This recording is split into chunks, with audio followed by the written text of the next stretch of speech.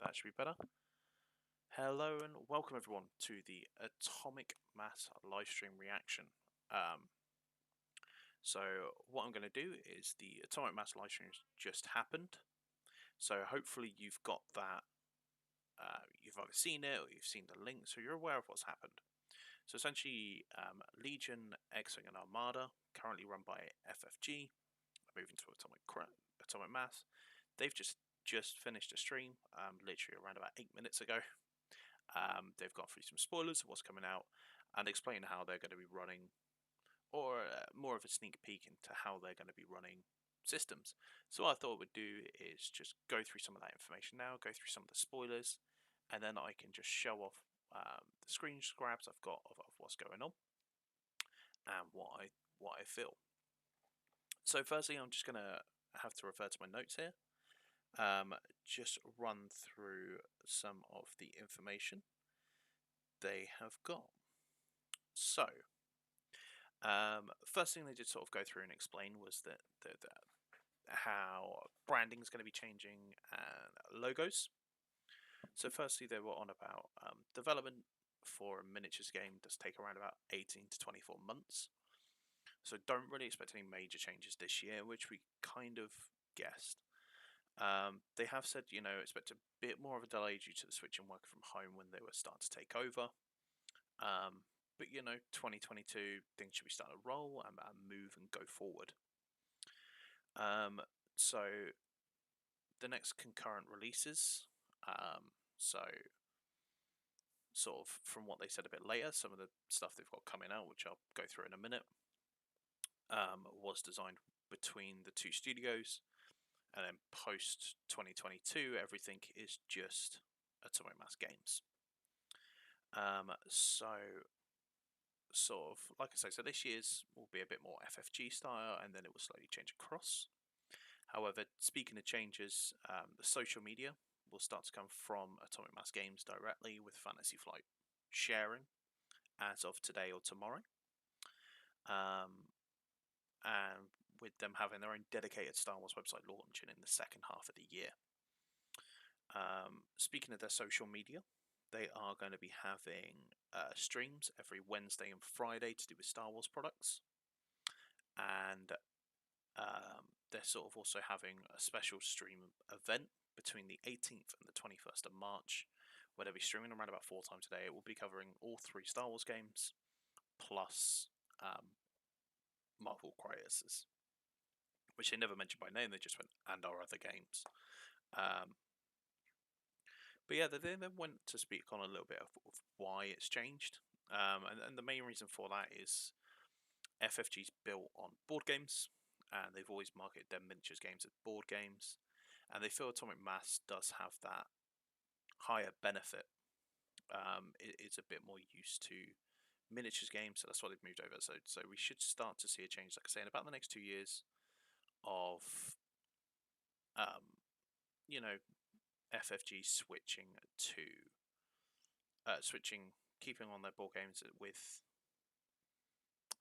AMG going more of miniatures style. So the other main concern before I get onto what they previewed was OP. So what they did talk about as well is there will be no worlds for 2021, sorry. Not due to the fact of they're unsure if they could host one at the end of the year with things getting better. It's just there's no build up for events. So normally, so it does sound like they do want to kind of stick to FFG's theory of you build through. So you got your store champs and your regionals, then your primes, your nationals, worlds, and you build up to it. And they kind of, by the sounds of what they were saying, they kind of want to keep with that. We know FFG do that on a lot of their games, but still. So that was kind of cool. In terms of other things as well, one of the things they did sort of tease out was they are taking inspiration for a Legion event based on the Vader Down comics, which does sound really cool. I'm quite excited about that. Might have to try and hunt down a Vader just to make sure I've got one for if they do release that, or I could always proxy a Maul or something like that. So it sounds quite interesting that they're sort of not just thinking on, OP is just cards and tokens. They are sort of looking at other things already, which sounds pretty cool. They also talked about the OP from home, which they are doing with Marvel Crisis. Something I'm not too familiar with, but it's cool that that's what they are going into. Excuse me. So let's have a quick look at the spoilers and what they've got coming out. So I did manage to take some screenshots of all this.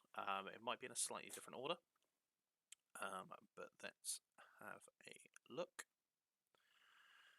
So the first thing they did preview was X-Wing. So X-Wing, they announced 3 new squadron sets, so similar to what we've seen before, and these are for Imperials, Rebels, and Scum.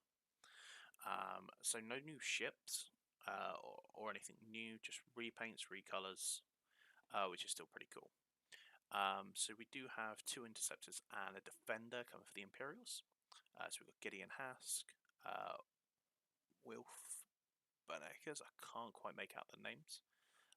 But it's definitely Gideon Hask, as you're about to see. There we go. So that's the Strike Academy, is what that pack would be called. There's the 3 models there. So they are sort of ready to go. And Gideon Hask, here is his card. So it's Imperial. Comes pre-built in with auto thrusters. It's Inferno 2. Then we go to Scum. So 2 Y-Wings and a Hawk. Really nice paint jobs. I do really like that Hawk paint job. With Kanan. So it's the first light side user for Scum. It's really cool that they've put this in here. And they've addressed it. It's a different time. They've addressed it. It was just after Order 66. Kanan is the lost Padawan. So it's cool that they've not just gone straight, oh, we need Kanan, But it does also make me think they are thinking Rebels, which we will see a little bit more. And that pack is called Fugitives and Collaborators. And let me just try and find the last image. It should be... Try and skip ahead. There we go. For some reason it's gone out of order.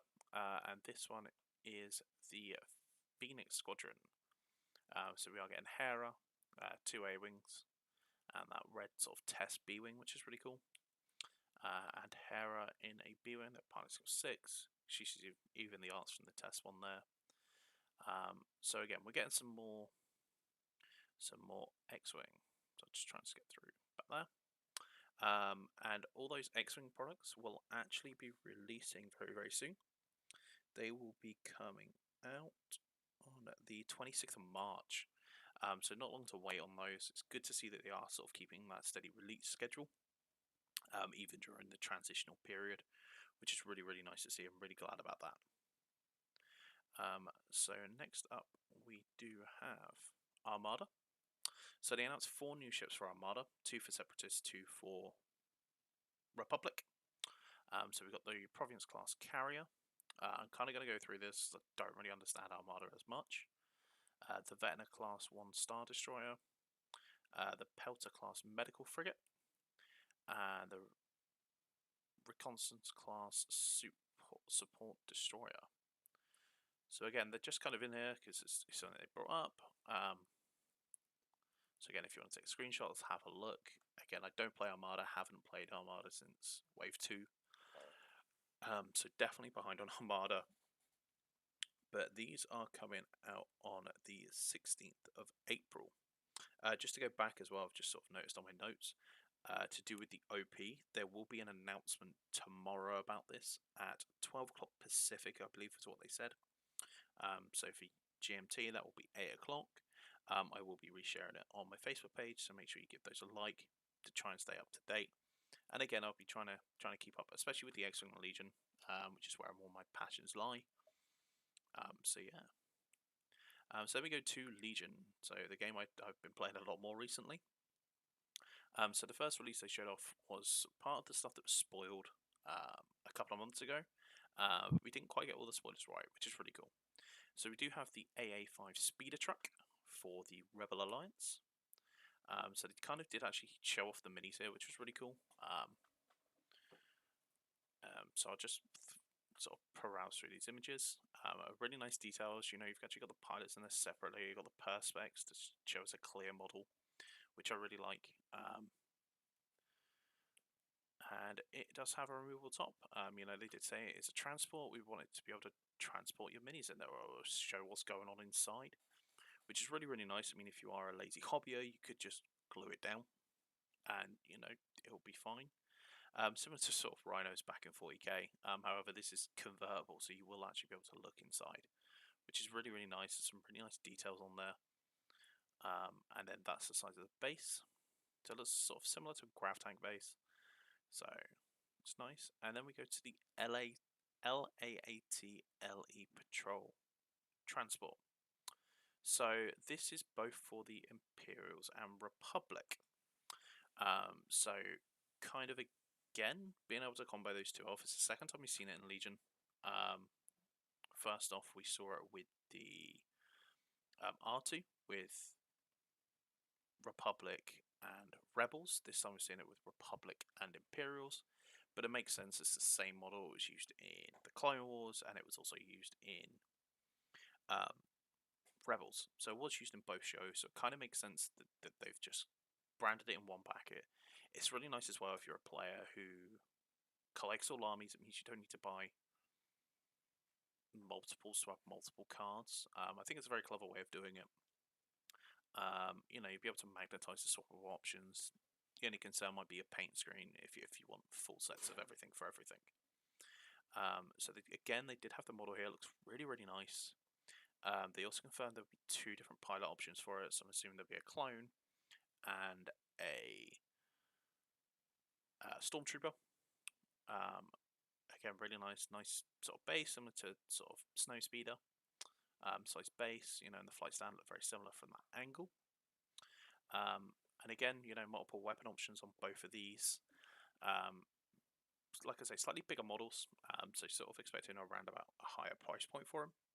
Unfortunately, nothing for the Separatist players, but it's what it is. Like I say, I don't think this is intentionally a Republic wave. I think it's just they designed it for Imperials and it will also fit Republic. And this is due to come out on the 20th of May. So while on the subject of Legion as well, they did sort of then go on to mention about forums and things like that. And then we sort of got those. So let's go back to a nicer picture. Let's go to a picture of those because they're pretty. So yeah, they did kind of mention about the forums and how they're going to work. Actually, let's just drop down to that one. So yeah, so they did kind of drop down on how the forums are going to work. They are going to be working on,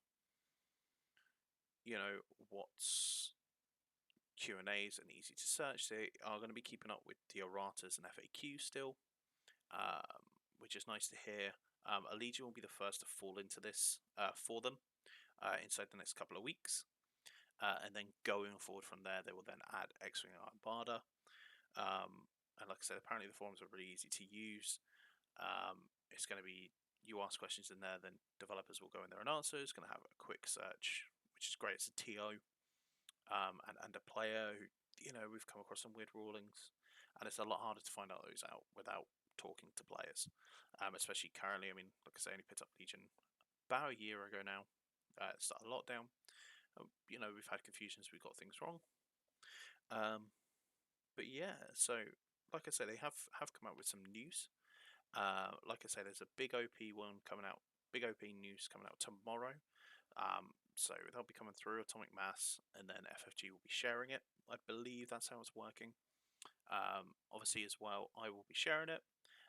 If you like this as well, give this a like. I can always do something similar like this going through the news article as well, if this is something you've enjoyed. So please do leave a thumbs up or a like, or drop a question in the comments. And like I say, guys, thank you for watching. Don't forget to subscribe, and I'll catch you in the next video.